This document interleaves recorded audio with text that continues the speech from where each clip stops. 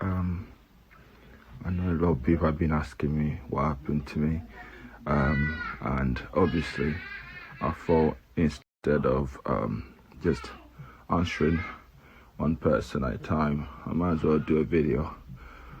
So, yesterday in Liverpool, I went to book a hotel to stay in. Like, obviously, if you have me on Instagram, you already know what happened.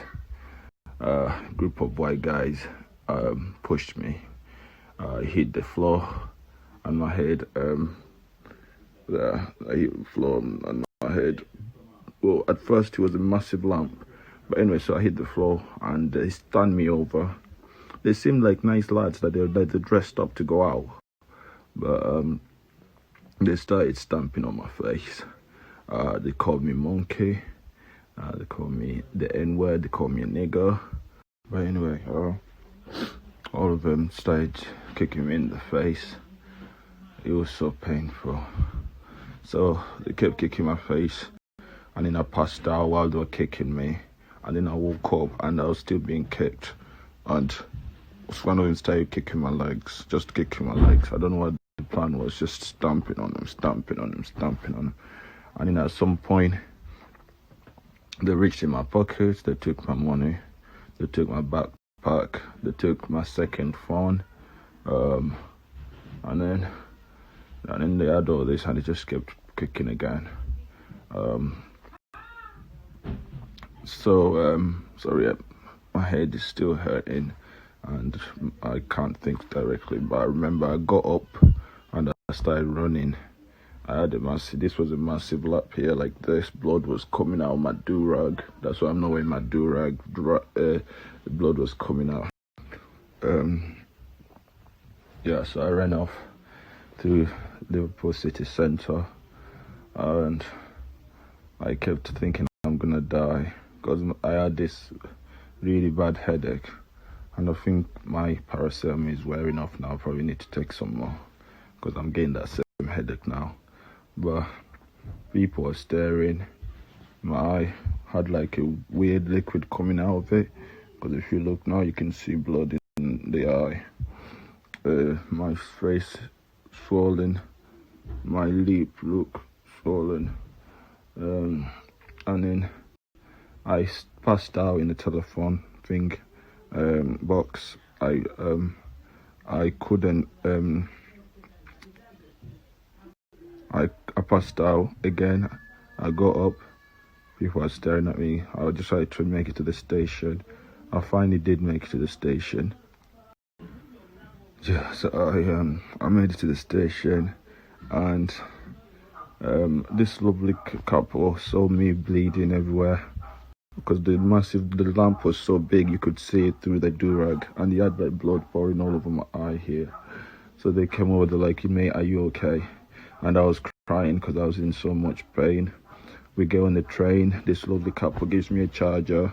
This woman, they gave me some ibuprofen to take to calm the headache down, and it didn't take a few seconds. My head started calming down. But obviously, the whole face was swollen, but the headache, at least the headache was gone. So I get to Manchester. The lady was so nice. She took my mom's number. She rang my mom because my phone was dead. They let me use their charger. The lad went to the toilet and he grabbed literally the whole tissue. He was so nice and he brought it for my. So I managed to get to Manchester. I met Sean. Sean rang me an ambulance. I couldn't walk, so they put me in a wheelchair. They did a whole body scan to see if any bones were broken. Luckily, no bones were broken, even though those white boys kept standing on my legs and stomping my face. They did an X-ray of my face as well, and they said a tiny bone here is broken. So I'm gonna have to get a face scan. But my GP is closed, so I have to book it through the GP. To get the face scan booked in to make sure that I don't need any surgery because obviously there's a bone there that's broken. But other than that, I'm fine. I'm just been taking lots of painkillers and I had to come back home to my mom, and my mom's been looking after me. But yeah, it was that's really what happened.